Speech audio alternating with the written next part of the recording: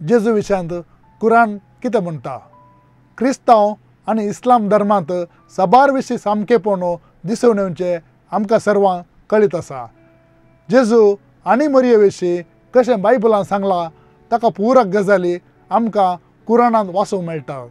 जें कितें हांवें कुरानांत जेजू विशयांत आनी मरये विशयांत वाचलां तुमच्या मुखार दवरूंक खुशी व्हरता। कुरानाक आनी बायबलाक लागशिल्लो संबंद आसा म्हणटात। कुरानांत अल फातिहा तावन अन्नास म्हणसर 114 अध्याय आसात।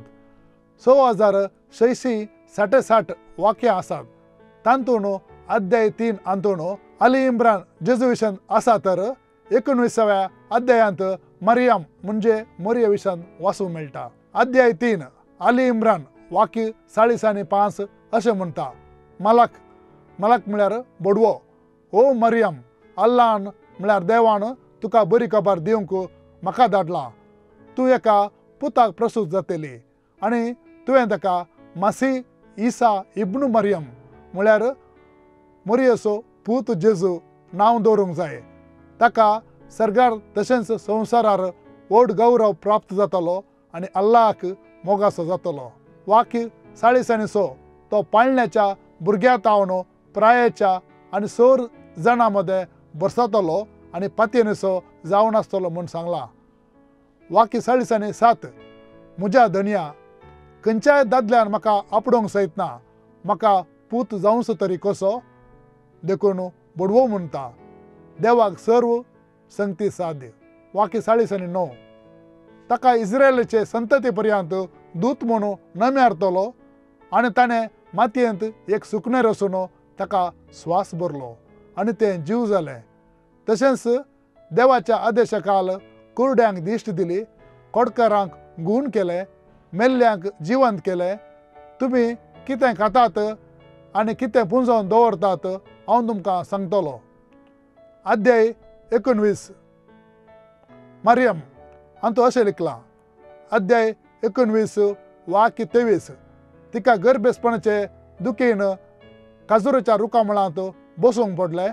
वाक्य 26 बडवो म्हणटा, भिये नाका, देव तुज्या पांयां तळी उदकाची झर उपजाशी करतलो। वाक्य 25 आनी तूं काजूराचें जड आलय, काजूर खावन भूक तुजी थांबय। वाक्य 26 तूं उदक पिये आनी काजूर खा आनी खंयच्याय व्यक्तीन तुका पळयलें तर ताका अशें सांग, आज हांव उपासार आसा आनी खंयच्याय व्यक्ती लागीं हांव उलयची ना। वाक्य 27 तवळ मरियमान आपल्या पुताक तिच्या जनांगाच्या लोकां उजीर हाडलो।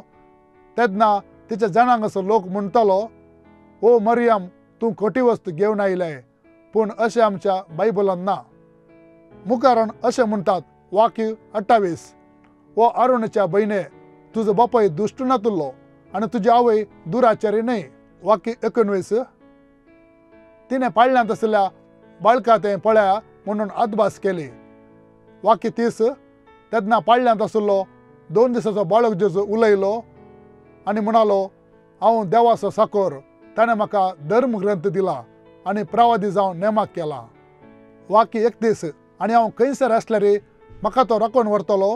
हांव जीव आसता पर्यंत मागणें म्हळ्यार नामाज करतलो आनी जकत दान धर्म करतलो। वाक्य 32 आनी हांव म्हज्या आवयक विधेय जावन उरतलो, देखून ताणें म्हाका आंकारी ह्या दुश्ट जावन रसूंक ना। वाक्य 33 हांव जल्मलो दीस आनी मरण पावलो दीस आनी जिवंत उटिल्ल्या दिसा म्हाका शांती आसा। सगळ्या कुरानांत प्रोफेत मुहम्मदा विशयांत फकत 4 कडेन उल्लेख आसा तर जेजू विशयांत 25 कडेन उल्लेख आसा आनी खंयच्याय स्त्रियेचें नांव उल्लेख ना कुरानांत, फकत मरियेचें हल मरियम आनी जेजू सर्गार सोडून गेला आनी तो जिवंत जाला आनी तो परतें येतलो म्हणून आनी जेजू शब्द जावन आसलो आनी शब्द मनीस जालो म्हणून कुरानांत लिखून आसा।